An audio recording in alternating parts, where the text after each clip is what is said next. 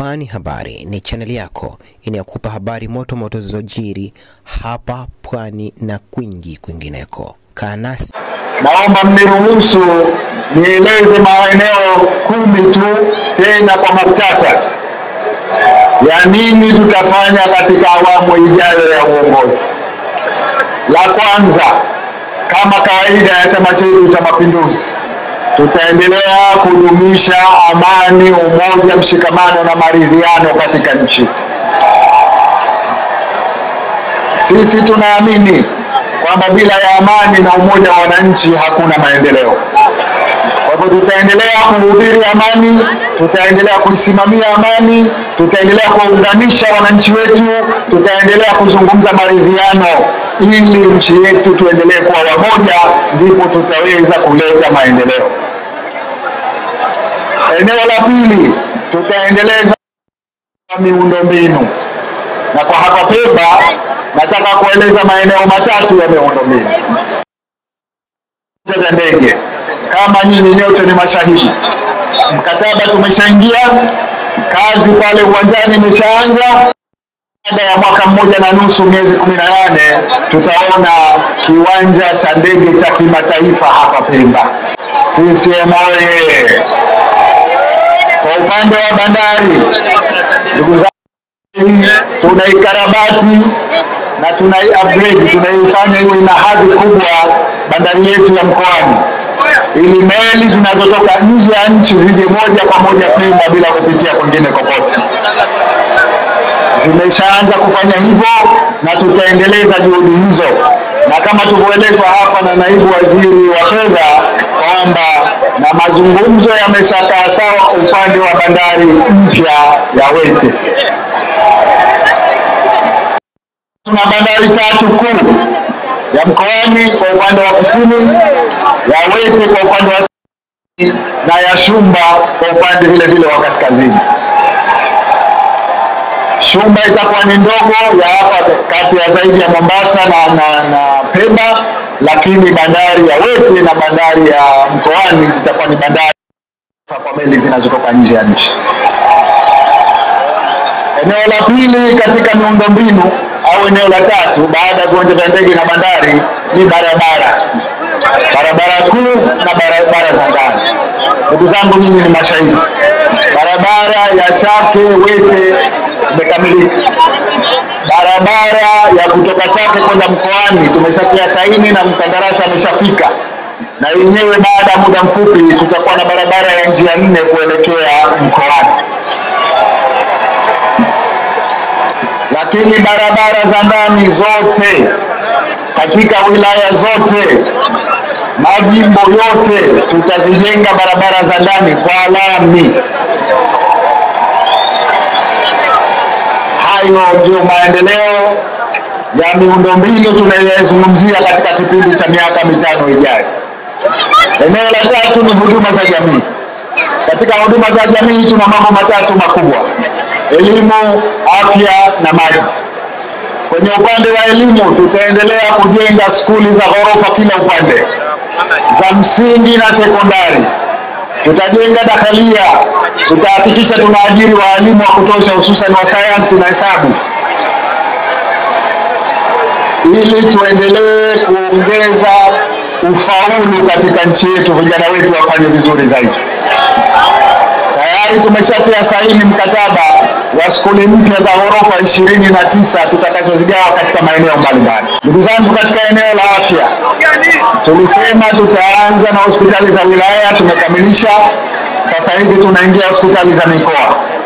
Mkoa wa Kaskazini Unguja, mkoa wa Kaskazini wa Kusini Unguja na mkoa wa Mjini Magharibi. Mjini Magharibi tayari, lakini kwa Pemba kuna hospitali mpya za mikoa yetu miwili ya Kaskazini na Kusini hapa Pemba zinakuja. Lengo letu ni kuhakikisha wananchi wote wanapata huduma za afya kutoka kule walipo kwenye vituo vya afya. Ikishindikana wanakwenda hospitali za wilaya ambazo tumeshazikamilisha, ikishindikana wanakwenda mkoani kabla ya kwenda kwenye hospitali za rufaa. Kwa hiyo katika kipindi kijacho tutaanza na hospitali za mikoa hii miwili ya Kaskazini Pemba na Kusini Pemba. Eneo la maji, tutahakikisha kwamba kila shehia katika nchi yetu Unguja na Pemba hakuna tatizo la maji katika kipindi kijacho cha miaka 5. Kazi ya maji tumeianza kwa matangi yale ya lita milioni 1 katika maeneo kadhaa. Tutaendeleza juhudi zile ili kuhakikisha watu wote wanapata maji safi na salama.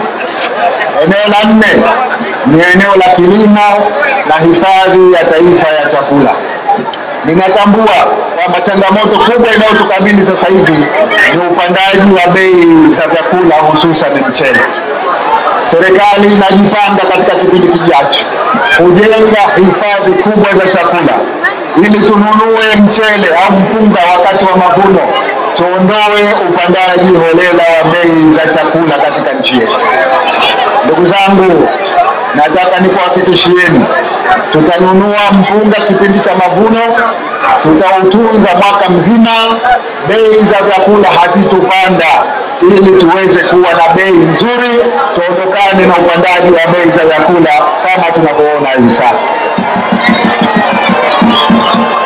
Lakini tutaongeza nguvu katika kujenga skimu za umwagiliaji ili uzalishaji wa ndani wa mpunga nao tuongeze kama ambavyo tumeshaanza kufanya katika skimu mbalimbali Unguja na Pemba. Eneo la 5 ni uhifadhi wa mafuta ya petroli na diesel. Moja ya sababu ya upandaji wa bidhaa ni kwa sababu ya bei za mafuta. Unapokuwa bei za mafuta zimepanda, wasafirishaji wanapandisha bei za usafiri. Hatimaye tunaona kila kitu kinapanda bei. Serikali itahakikisha inajenga hifadhi za mafuta Unguja na Pemba. Na hapa Pemba tumeshaanza na Unguja tutaendeleza. Tutahakikisha kwamba nchi inakuwa na hifadhi ya mafuta isiyopungua miezi 3. Likitokea lolote kule, siye mafuta ndani tunayo. Eneo la 6, changamoto ya vijana, ajira kwa vijana. Ndugu zangu, ilani yetu inasema katika kipindi kijacho cha miaka 5 tutatengeneza ajira 350,000. Lengo letu ni kuajiri watu hawa katika maeneo matatu. Eneo la kwanza ni serikalini, katika sekta ya elimu, walimu wa kutosha. Tutaajiri katika sekta ya afya, wafanyakazi wa afya wa kutosha. Katika vyombo vyetu vya ulinzi na usalama tutaajiri vijana wa kutosha. Lakini na sekta nyingine zote ambazo zitahitaji vijana tutaajiri katika sekta zote hizo, kuongeza ajira katika nchi. Eneo la pili ni sekta binafsi.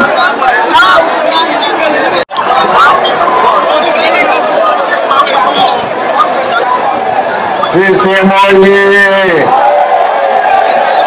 Ndugu zangu, tuna lengo la kuhakikisha kwamba tunajenga viwanda katika nchi yetu.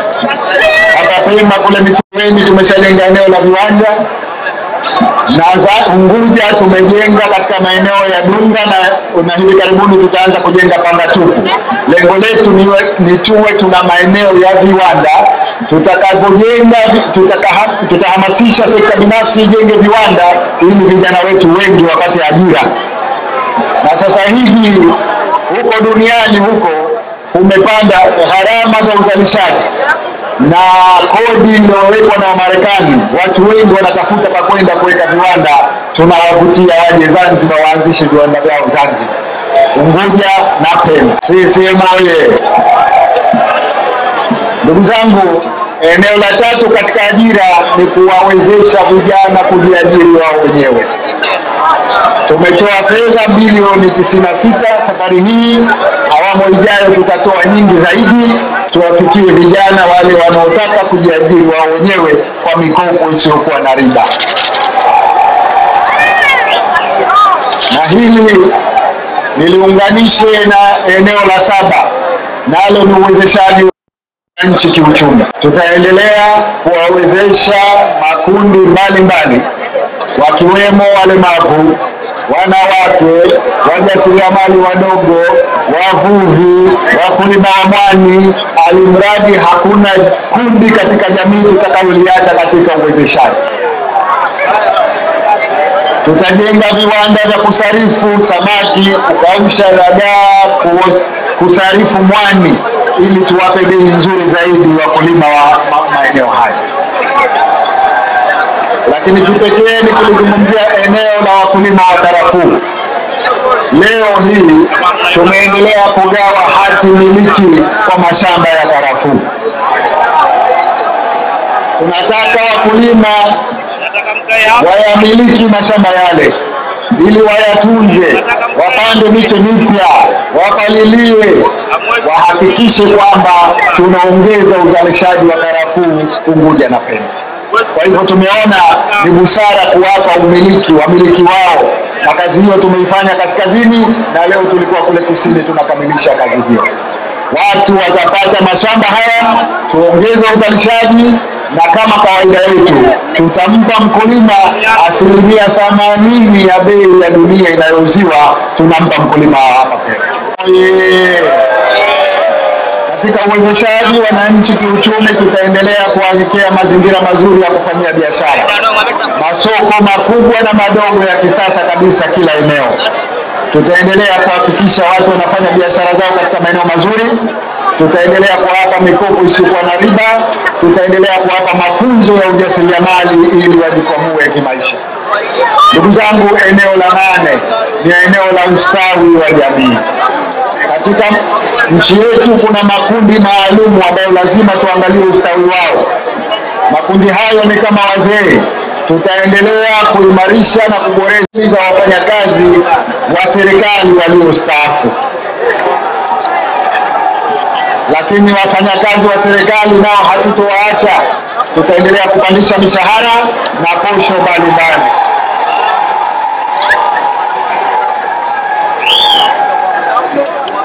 Sisi tutapandisha mishahara kwa mujibu wa ukuaji wa uchumi. Hatusimami hapa tukasema uongo. Wakati tulipopandisha mishahara wala hatukuzungumza, lakini waulizeni wafanyakazi wa serikali kwa kiwango gani tuliwapandishia. Kuna wengine walipata mara 2 ya mishahara. La 9 ni ujenzi wa nyumba bora za makazi au nyumba za maendeleo. Ndugu zangu, tumeanza kujenga nyumba za maendeleo. Nyumba za maendeleo tulizokuwa nazo sasa hivi zimeshakwisha muda wake, zimepitwa na muda. Sasa hivi tunahitaji nyumba mpya za maendeleo. Ahadi yetu katika kipindi cha miaka 5 ijayo, tutajenga nyumba za maendeleo kila wilaya, kila sehemu zitakazokuwa na gharama nafuu kwa wanaotaka kununua, lakini zitakuwa na gharama nafuu kwa wanaotaka kukodi. Tutahakikisha watu wanaishi katika mazingira mazuri kuliko ilivyo sasa. Watu wanajenga hovyo vibanda kila sehemu. Tunataka tuondokane na hilo. Tutakuja na utaratibu maalum wa nyumba za maendeleo za kisasa zenye gharama nafuu. Eneo la 10 la mwisho ambalo leo ningependa nilizungumzie ni sera yetu, ni sekta mama, uchumi wa buluu. Uchumi wa buluu utaendelea kuwa ni sekta mama katika uchumi wetu. Ni sekta ya uchumi wa buluu itaendelea kuwa ndio sekta mama kwa sababu ndani yake kuna sekta 5 kubwa. Ya kwanza ni utalii. Tutaendelea kuhamasisha, kuhimiza utalii, na kwa kweli hakuna wakati katika historia ya nchi yetu ambayo watu wanawekeza kwenye utalii kama sasa. Unguja kumejaa mahoteli kila pahali, na Pemba tayari watu wameshaanza kuona hamu ya kuja kuwekeza kama tulivyoambiwa hapa. Kuna hoteli ya nyota 7, hata mimi sijawahi kuiona hiyo. Nategemea kuiona hapa Pemba. Ndugu zangu, eneo jingine katika uchumi wa bluu ni uvuvi na ukulima wa mwani. Tutaendelea kuwawezesha wavuvi kwa vyombo vya kisasa ili waweze kwenda bahari kuu, waweze kuzalisha zaidi, na wakulima wa mwani, kiwanda chetu cha mwani cha Manangwe, tutahakikisha tunaweka vifaa vya kusarifu mwani ili soko liwe la uhakika, waweze kupata bei nzuri ya mwani wanaozalisha. Eneo la mafuta na gesi, hivi karibuni tunategemea tutapata mafuta au tutapata gesi katika nchi yetu. Huo ni uchumi mkubwa sana. Tukipata gesi katika nchi yetu, huo ni uchumi mkubwa sana. Tutaondokana na mambo mengi ambayo sasa hivi yanatupa shida kwa sababu ya uchache wa fedha. Ndugu zangu, kuna swala la usafiri baharini. Najua hapa Pemba mnapata tabu wakati mwingine wa kupata usafiri. Serikali tayari imeshaingia mkataba, inaleta meli mbili mpya, fast ferry, boti mpya mbili. Lakini na meli yetu ya MV Mapinduzi tu tayari imeshatengenezwa, karibu itaanza safari zake.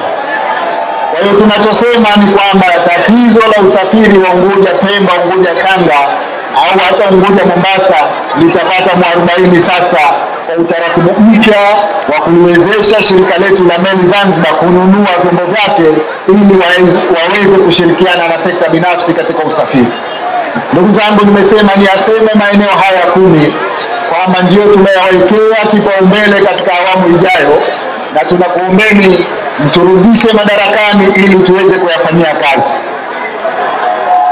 Sisi tukiahidi tunatekeleza. Tuliahidi miaka 5 iliyopita, tumetekeleza, na baadhi ya sekta tumevuka lengo.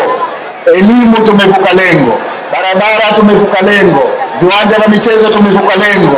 Wewe uliza sekta yote, utatukuta tumefanya zaidi ya tulioeleza kwenye ilani. Na ilani ya safari hii 2025-30, haya yote niliyoyaeleza tumeweka na takwimu. Nina imani tutavuka malengo ili tufanye vizuri zaidi. Kulike, kushare, kucomment na kusubscribe ili kupata zaidi kutoka hapa Pwani Habari.